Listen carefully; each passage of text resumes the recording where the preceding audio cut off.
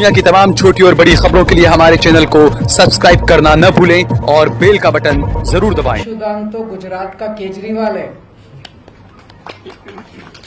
आज गुजरात की जो हालत है वो बीजेपी और कांग्रेस की सरकारों की कारस्तानी है। कांग्रेस बीजेपी की जेब में है। जब जब बीजेपी को जरूरत होती है तो माल कांग्रेस सप्लाई करती है।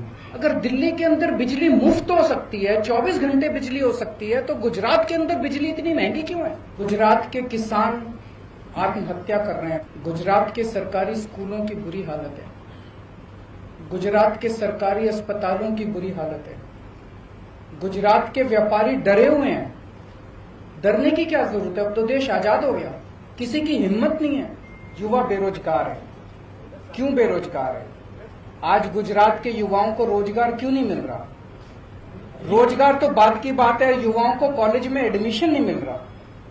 कॉलेज तो बात की बात है, युवाओं को स्कूल के अंदर अच्छी शिक्षा नहीं मिल रही। आज आपने कोरोना काल के अंदर देखा कि सरकारी अस्पतालों का और डिस्पेंसरियों का क्या हाल था। आज गुजरात के स्कूल खराब क्यों हैं?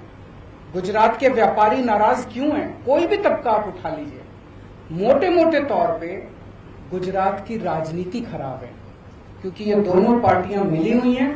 दोनों ने तय कर लिया मिलके चुनाव लड़ेंगे, और जब दोनों मिलके चुनाव लड़ते हैं तो उनको जनता की सुनने की जरूरत ही नहीं है। वो कहते हैं जनता जाए भाड़ में, हमारी तो चुनाव का नतीजा तो तय है। आप देख रहे हैं देश लाइव, देश की आवाज।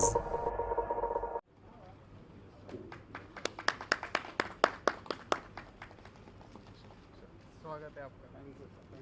Welcome to the party. आज सुबह सुबह मैं दिल्ली से अहमदाबाद आया। अहमदाबाद एयरपोर्ट से जब बाहर निकल रहा था तो एक कर्मचारी ने मुझे रोका। कहता है सर सेल्फी खिंचवानी है आपके साथ। सो उन्होंने सेल्फी खिंचवाई। फिर मुझसे पूछा कैसे आना हुआ। मैंने कहा यशुदान जी आम आदमी पार्टी ज्वाइन कर रहे हैं। कहते हैं अच्छा। वो कहता है यशुदान तो गुजरात का केजरीवाल है। तो यशुदान जी, गुजरात की जनता आपको बहुत प्यार करती है, आपको हीरो के रूप में देखती है। गुजरात के लोगों ने आजादी के लड़ाई में बहुत अहम भूमिका निभाई। देश के सबसे बड़े नेता गुजरात की धरती ने दिए, और केवल नेता नहीं दिए, आम लोगों ने भी आजादी की लड़ाई में बड़ी बड़ी शहादतें और कुर्बानियां दी।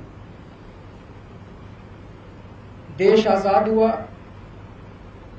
पूरा देश रियासतों में बटा हुआ था। फिर सरदार पटेल ने बीड़ा उठाया कि देश को एक करना है। रात दिन 24 घंटे मेहनत करके उन्होंने पूरे देश को इकट्ठा किया। उसके बाद क्या हुआ? पिछले 75 साल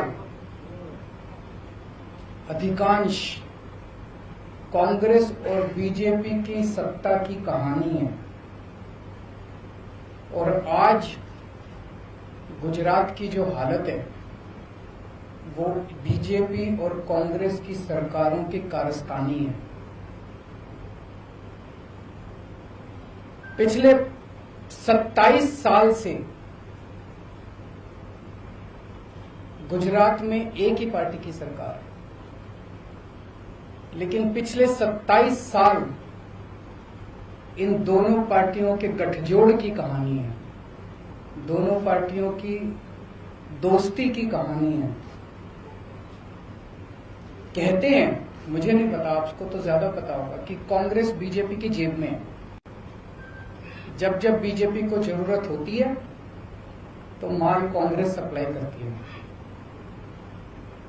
ऐसे कैसे चलेगा? गुजरात के कौन सुध लेगा? आज गुजरात के किसान आत्महत्या कर रहे हैं 75 साल के बाद। गुजरात के सरकारी स्कूलों की बुरी हालत है, गुजरात के सरकारी अस्पतालों की बुरी हालत है, गुजरात के व्यापारी डरे हुए हैं। डरने की क्या जरूरत है, अब तो देश आजाद हो गया, किसी की हिम्मत नहीं है। अभी कुछ साल पहले मेरा एक दौरा लगने वाला था, गुजरात का एक बहुत बड़ा चेंबर ऑफ कॉमर्स है, उन्होंने मुझे इनवाइट किया। ऐन वक्त पे गुजरात के अथॉरिटीज ने उन पे प्रेशर डाल के मेरा दौरा कैंसिल करा दिया। ये क्या बात हुई? गुजरात के व्यापारी डरे हुए, और पिछले 1 साल के अंदर कोरोना काल के दौरान जिस तरह से गुजरात को अनाथ छोड़ दिया गया, ऐसे लगा जैसे गुजरात के लोगों की सुध लेने वाला कोई नहीं है, गुजरात के लोगों का ख्याल रखने वाला कोई नहीं है। ऐसे हालात के अंदर यशोदान गढ़वी जी ने जो निर्णय लिया राजनीति में आने का,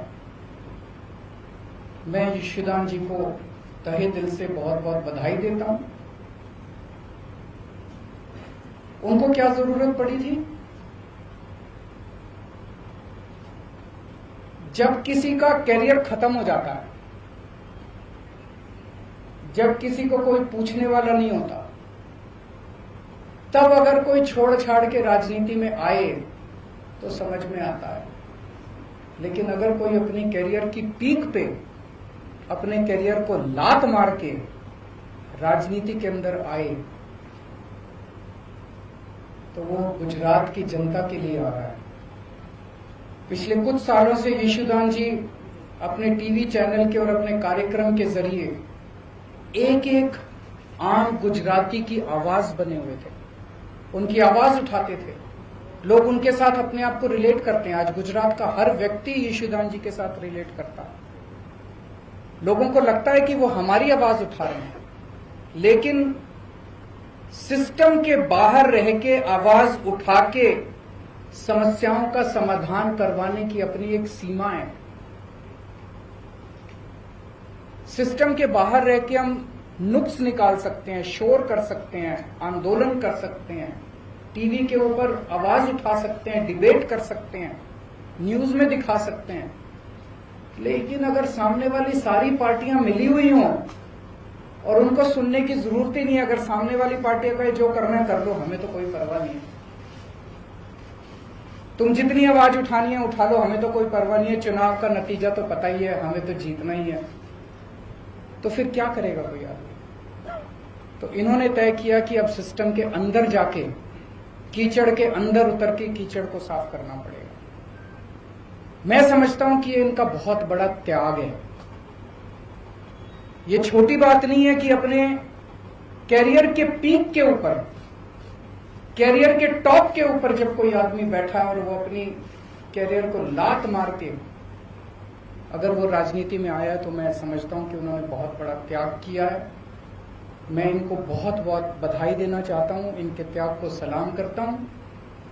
और मैं समझता हूं कि जो आम गुजराती आज विकल्पहीन हो गया था, उसे लगता था कि विकल्प ही नहीं बचा गुजरात की राजनीति के अंदर, ये दोनों तो एक ही हैं, इनको वोट देना है, इनको वोट देना है, कोई फर्क नहीं पड़ता, एक ही हैं ये दोनों। आज उनको एक सार्थक विकल्प मिला है। गुजरात के अंदर बैठा हुआ भी हर आदमी देख रहा है कि अगर दिल्ली के अंदर बिजली मुफ्त हो सकती है, 24 घंटे बिजली हो सकती है, तो गुजरात के अंदर बिजली इतनी महंगी क्यों है? गुजरात के अंदर बैठा हुआ आदमी देख रहा है कि अगर दिल्ली के अस्पताल 5 साल के अंदर इतने अच्छे हो सकते हैं, दिल्ली के स्कूल 5 साल के अंदर इतने अच्छे हो सकते हैं, तो 70 साल के अंदर गुजरात के स्कूल और अस्पताल अच्छे क्यों नहीं हुए? अब होंगे, अब बदलेगा गुजरात। अब यशोदान भाई ने जो बीड़ा उठाया, मैं भगवान से प्रार्थना करता हूं, आज हम सब लोग मंदिर में बैठे हुए हैं, पवित्र स्थान पे बैठे हुए हैं, मैं भगवान से प्रार्थना करता हूं कि जो सपना, गुजरात के लोगों का सपना पूरा करने का जो यशोदान भाई ने संकल्प उठाया है, वो यशोदान भाई, गोपाल इटालिया जी, मनोज भाई, इनकी पूरी टीम गुजरात के 6 करोड़ लोगों के साथ मिलके, अब सब मिलके गुजरात को बदलेंगे। आज लोग मुद्दे जनता तय कर रही है। आज युवा बेरोजगार है, क्यों बेरोजगार है? आज गुजरात के युवाओं को रोजगार क्यों नहीं मिल रहा? रोजगार तो बाद की बात है, युवाओं को कॉलेज में एडमिशन नहीं मिल रहा। कॉलेज तो बाद की बात है, युवाओं को स्कूल के अंदर अच्छी शिक्षा नहीं मिल रही। आज किसान आत्महत्या 70 साल के बाद क्यों कर रहा है? आज आपने कोरोना काल के अंदर देखा कि सरकारी अस्पतालों का और डिस्पेंसरियों का क्या हाल था। आज गुजरात के स्कूल खराब क्यों हैं? गुजरात के व्यापारी नाराज क्यों हैं? कोई भी तबका आप उठा लीजिए, मोटे मोटे तौर पे गुजरात की राजनीति खराब है, क्योंकि ये दोनों पार्टियां मिली हुई हैं। दोनों ने तय कर लिया मिलके चुनाव लड़ेंगे, और जब दोनों मिलके चुनाव लड़ते हैं तो उनको जनता की सुनने की जरूरत ही नहीं है। वो कहते हैं जनता जाए भाड़ में, हमारी तो चुनाव का नतीजा तो तय है। गुजरात जो अड़िकम गुजरात बोलते हैं, तो क्या दिल्ली मॉडल गुजरात होगा? नहीं, हर एक राज्य का अपना मॉडल होगा।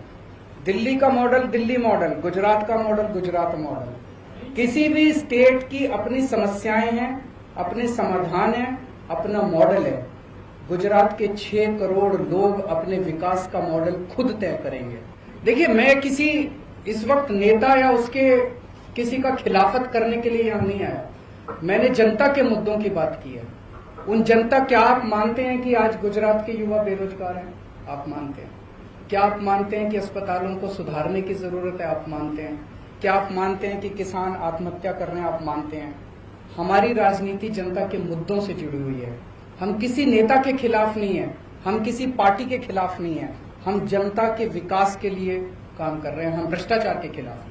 जनता के चेहरे पर लड़ेंगे, जनता तय करेगी। जनता हमारा चेहरा है। दिल्ली के 2 करोड़ लोगों ने मिलकर राजनीति बदली है। केजरीवाल ने राजनीति नहीं बदली। केजरीवाल तो छोटा सा आदमी है, मेरी कोई औकात नहीं है। 6-7 साल पहले तक केजरीवाल को कोई नहीं जानता था। दिल्ली के 2 करोड़ लोगों ने मिलकर तय किया कि अब इन दोनों पार्टियों को हराना और इस छोटी सी आम आदमी पार्टी को वोट देना। जनता ने आम आदमी पार्टी को वोट दिया और जनता ने राजनीति बदली। गुजरात के 6 करोड़ लोग अभी तक मजबूर थे, उनके पास विकल्प नहीं था। गुजरात के लोगों को तय करना है अब कि हमें राजनीति बदलनी है कि नहीं बदलनी।